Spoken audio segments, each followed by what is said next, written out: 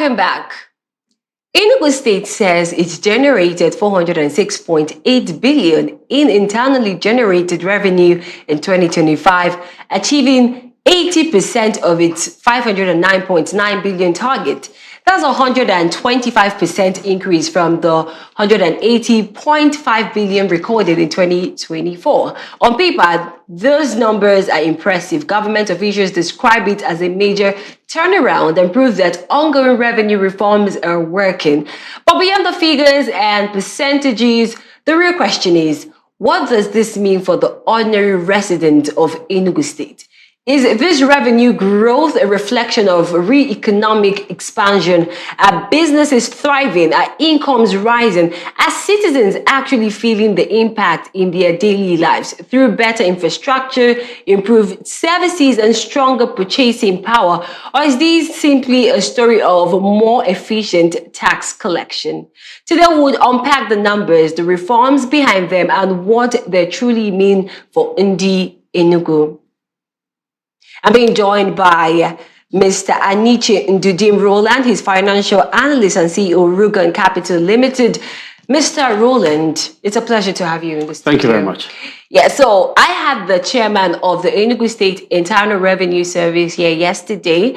He has an event today, which I think if you're listening as a business person, as a resident in Enugu, you need to go for that event. If you have questions about taxes you don't understand, please do go for that event. But in the course of our conversation yesterday, I asked a question about the revenue performance, and he gave a synopsis of everything. I don't know if you saw the video. Yes, I did. I watched what do you make of it? Okay, I watched the one he granted on Arise TV. Okay. And the one granted here. Beautiful. So what do you make of his summation of how we got to that? Because I asked the question, what sector or sectors really got us in 3 months, the leap that we had? And he said, oh, you just have to leave it. Oh, he gave analysis on how we actually got to that. What do you make of that particular, his submission? What do you make of it?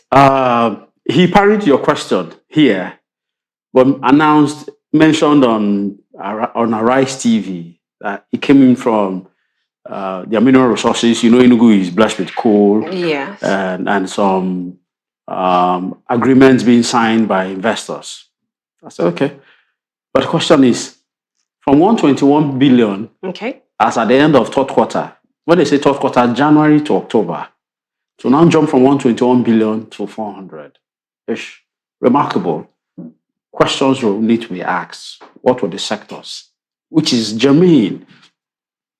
Now, even when I drill down, if you look at even the third quarter performance of the state, the viewers can go on Amazon Cloud to view budget performance of Enugu State 2025. It's all there. Go to page 10. You see, page 10 will show you the summary. When you drill down to breakdown of the income, you see the different heads. Now, let's recall that 2024, they posted 180 billion from 39 billion in third quarter to 180, a jump from 39 to 140. If they look at, they drew down the revenue heads. Okay. Ministry of Lands and Housing posted 70 billion within 3 months. And we keep asking, where is this 70 billion? Which housing estates, which revenues from housing or lands posted 70 billion? It's quite huge.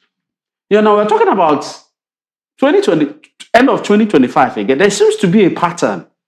The last 3 months, you see something remarkable happen from out of the blues. Now, he mentioned Sunrise Flour Mills. Sunrise Flour Mills, if you do a fact check, Sunrise Flour Mills, they got into a deal with the state in September 2024.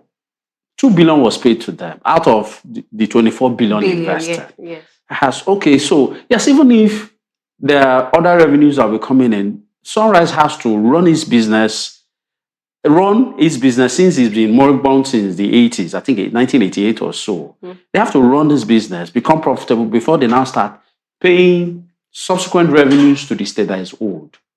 And so we need to know how much from Sunrise Flour Mills Coming to revenues from coal, third quarter, as a third quarter 2025, they posted 57 million as revenues from mineral resources. So what happened between October to December? Are we saying another miraculous revenue was posted? Okay. So this is the first issue. Mr. Roland, not to cut you really, but is it you think that it's a ghost amount? There is no money, it's just putting things bubbles.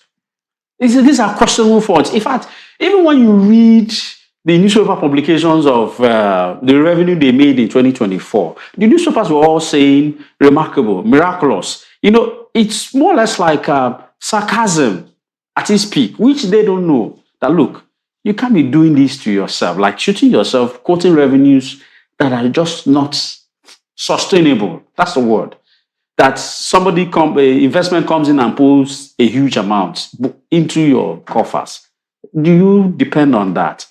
Revenues are stable, so consistent, and there's a spread. You say pattern where okay, you could this is a trend, and this is what is likely to be stable and will be consistent in the near future. Not once in a lifetime dump. You don't plan with it. And so for how long will they continue with this trend? Okay. So you were saying it's all bubbles, but they, on the other hand, they're saying this is what we generated for 2025. Okay, let us go with what they're saying for now. Do you think is it reflective in the state that we are in? Does it reflect on our economy? Does it reflect on the citizens of Enugu State, the businesses here? And the business is thriving? What can you say about that? One area where you can do a fact check. Okay. The liquidity of the state is taking care of its recurrent expenditures. Now, for a state that posted 180 billion as revenue in 2024, now posting 400 billion as revenue in 2025, they still have outstanding pensions and liabilities to the tune of about 36 billion. It was 34 billion as of 2024, based on the report of the Accountant General of the state. Now, I don't know if you know of Budget. It's a firm that does data. Yeah. They came out with a report in October last year. Outstanding pensions and liabilities increased to 36 billion. That's why. Okay. Our contractual obligations to be paid, or that is outstanding, is over 40 billion. So if you're raising these revenues, these huge revenues, why have these outstandings? Because, mind you, yes, pensions and liability is a recurrent expenditure. Okay. It's something to be paid. Yes, it's accrued over time. The state inherited it, no doubt. But then, there should be trends that there should be something you're paying to show that at least a reduction, because you inherited it. It's not just, you don't inherit assets alone. You inherit liabilities. Show me evidence that you've brought down these outstanding pensions, 30 to 15, 20, 30, 15, 20, or 5 billion. Yes, we'll know that, yes, you are really liquid. You can show that, yes, the money actually exists. I don't know, you've seen the budget for this year, 2026, yes, right? And you know that the earmarked, partly the money earmarked for capital expenditure is so huge that nothing was left for pensions and salary. Don't you think that's the problem? They have the money, but they earmarked it more for capital expenditure and other things, but none to finance salaries and pensions. You see, it's rather unfortunate because these are civil servants that have spent 35 years or 30 years contributing to the state. So why would payment of pensions and gratuity be relegated to the background? It's a big question. Yes, they earmarked, I know there was some funds earmarked to pay pensions, but you should be talking about clearing it off. In, let's say, 1 year, 2 years, it makes more sense that, okay, this money actually exists. That's yes. Mind you, how much did they vote for the airlines? That's a huge sum, which is even more than outstanding pensions and liabilities. Because these are wealth of individuals, wealth of residents of Enugu State, people that have really contributed themselves. So that money has to come back, and you're improving their life. But to relegate pensions and liabilities to the background, that's not critical. Yeah. It's not fair. It's not proper. You're more or less like, it's an injustice. to civil servants in the state that has contributed to the state. So raising any excuse that you inherited it, it's not you inherited it. It's not an excuse. All right. All right. So we are, the both of us, we are here in Enugu, right? So let's do a fact check. Can we look at the places where this money obviously went into? I'm still trying to look at where it is. Because, okay, let's say they've made mention of the roads. The Ugogo OP. You can go and see for yourself. It's still crawling. Same for Dabapa. It's over a year now, and we're seeing, yes, there's some piling works for the bridge, and we're still watching. I mean, a government, you could see what OT did in Afia. 6 months. Major roads, major bridges were completed. 6 months. Only if you actually indeed raising these volumes, all they just need to do is take a bank guarantee and send to Julius Berger, any reputable friend, that look, we will pay you 10 billion every month. 400 billion to 10 billion is still a milestone. In 6 months, your roads will be completed. That shows you are liquid. That shows that money actually exists. But to have slow pace of development going on, it shows that it's all noise. They even mentioned the presidential hotel. Yes. There was a lot of noise made in September when Nigerian Bar Association. It's still lock and key. It's not operational. Till today. It's not operational. The only time it was just the banquet hall that was used for APC Southeast Summit, where they tried to place their allegiance to the president. And that's all. It's not operational. On Arise TV, he said they got some investment from the new international hotel. A brick and mortar getting funds.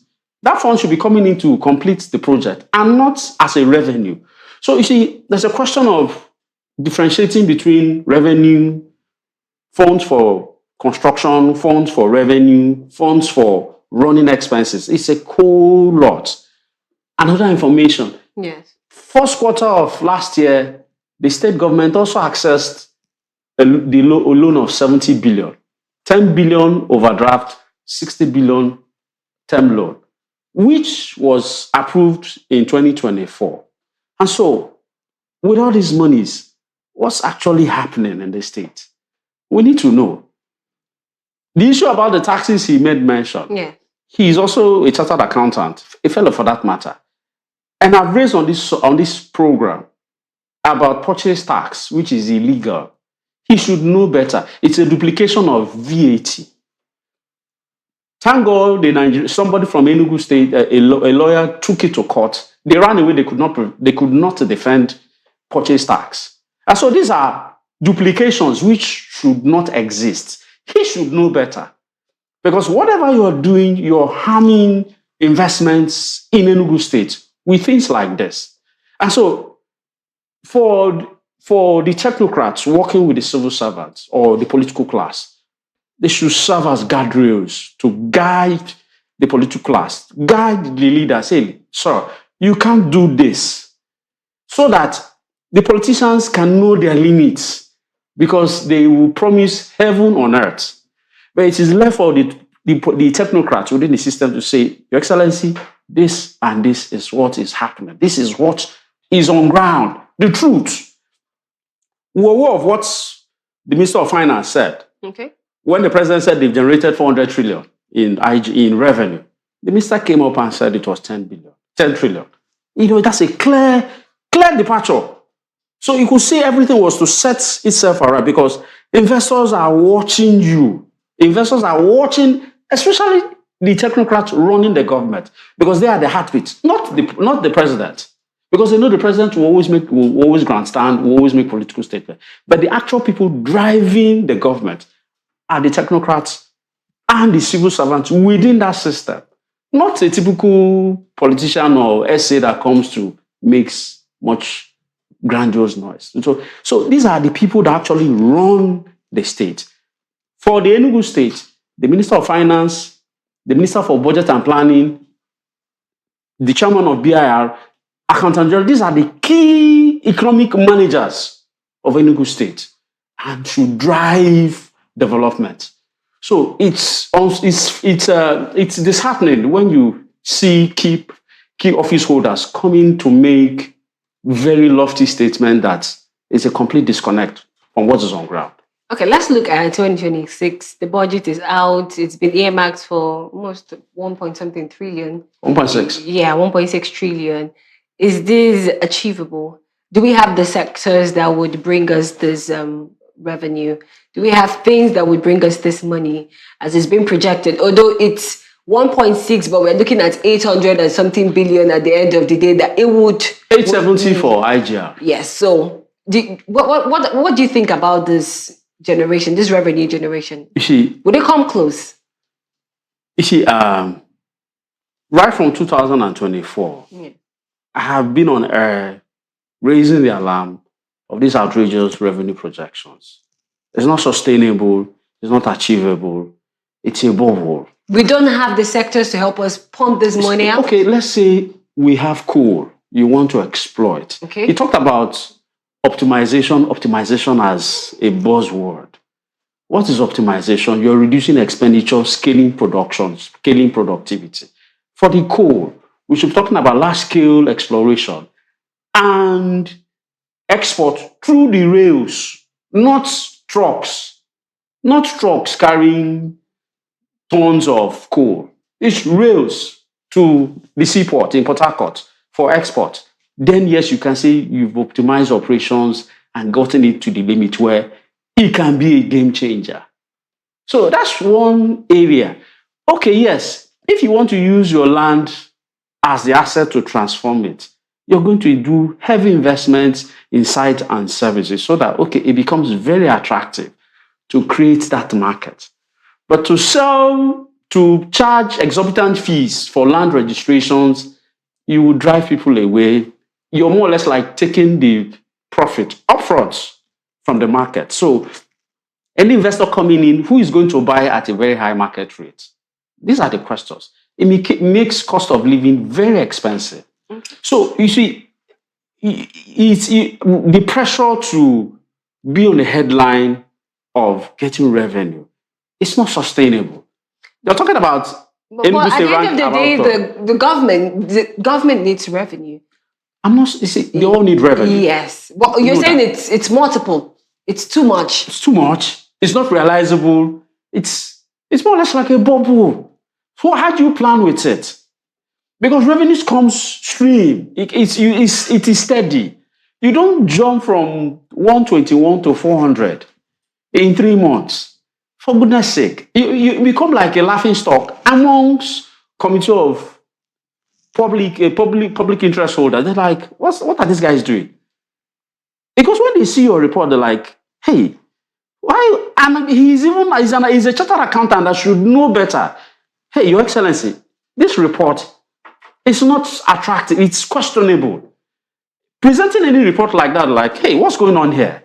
You are misrepresenting a report that will make it look watery. They know that a lot has gone. There's what we call, that is, you've really pimped the account, financial knavery, that the deception becomes very easy, very clear to everybody on the street that, hey, this man doesn't know what he's doing. We're all enlightened people that know, hey, you can't be doing this. You're just shooting yourself on the leg. I mean, you're raising revenue more than Anambra State that has more industries, more markets, everything. And you're like, hey, where is this coming from? That's the pain. You don't need... I've been pleading that, look, the State House of Assembly has to do its job. But unfortunately, they're all in bed with this thing and they approved it. So you watch. You know, Anambra has the lowest, should I call it the smallest of the revenue for... It's manageable. Yeah. Is it 740? Yeah, it's the list. It's the list on the... Yeah, it's manageable. That you can project. More especially, the global economic trend is... Global economy is on a downward trend. Revenues, growth is low. And you're posting 200% revenues. How? How realistic is this? And so that's the question is... when technocrats within a government all keep quiet, cannot open their voice and say, Your Excellency, you can't do this. Tell the person to the truth, even if it's at the cost of your job. But you have done the right thing because these things will show. Okay.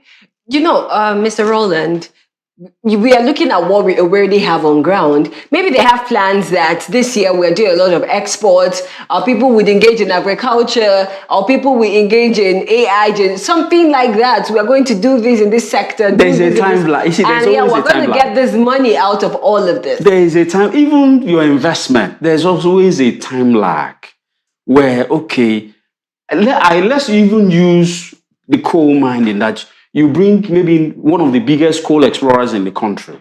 They come in with their equipment. There are logistics. There are operations on ground to ensure you scale your operations and optimize your performance based on the word he used severally. Yeah. There are things you will do on ground. Even the sunrise for a flour mill that has been comatose since 1988, they came in with 24 billion. Which the papers reported, injecting 22 to revamp it and pay the state 2 billion. They will still need cash to run it and become profitable. So if they're now giving you monies in billions, how is it going to be profitable? These are the issues we need to tell ourselves. That these things, assuming maybe Enugu State, it's like central bank that prints its money, we will not be here talking. They can just monetize and get the revenue and sort it out. Okay. So these things are, it's just simply clear. Yeah. It's simply clear. Even the FAC revenues that have been coming in, where is it? Where is it heading to? Because I told you, they accessed the 70 billion loan. The repayment on those loans on a monthly basis is about 12 billion. 12 billion. The IGR revenue, the FAC revenue has moved up close to 20. So you're taking almost 50%. You're servicing your FAC revenues with almost 50% to loans. And so these are the issues you're now like, hey, what's happening here? The state is not actually liquid enough to do what they think they are doing. So we just have to be realistic. We have to tell residents of Enugu State that, look, whatever projections of this the state is doing, they will not get there. It's not rocket science. It's not rocket science. So we need to tell yourself the truth that, look, hey, the global economy is on it's on a downward trend. You cannot come in here and paint a bubble, just like a parachute. Okay. A parachute has the balloon and the base carrying it. Yes. It is the main economy that parachutes the global, the economy. So if the balloon is getting bigger and the main economy is getting shrinker, that's why they call it a bubble. It just needs a broom to punch it. And the whole building comes down. You now see clearly, hey, this is where we are. Okay. So building this lofty IGR for optics is not going to help you. All right, Mr. Roland. Today, the chairman of the Internal Revenue, Enugu State Internal Revenue Service, will be hosting business owners, stakeholders, citizens of Enugu State at the ICC, sensitizing them on the new tax laws. What do you think about that? It's a good, visit. Well, the sensitizing the public, it's good. But, like I said, when it comes to taxes, there's a responsibility on the part of the state to do its obligations. Provide security, provide health, bring development to the area. The people would gladly pay these taxes. And they should make sure that the taxes are not oppressive, not illegal, not arbitrary, not retrogressive, but progressive, so that you can drive businesses. And it's a win-win for everybody. I'm not against taxes. It's a civic duty. But the most important thing is the government has its own responsibility to do its own part so that the citizens will willingly and gladly pay its taxes. All right. And that's it. Mr. Roland, thank you very much for coming on the show today. Thank you very much. Appreciate. All right, ladies and gentlemen, it's been a day with you. And that's it on Eastern Business Report, and the Afia Business Morning returns tomorrow. Many thanks for staying with us. My name is Noma Aniwene. Bye for now.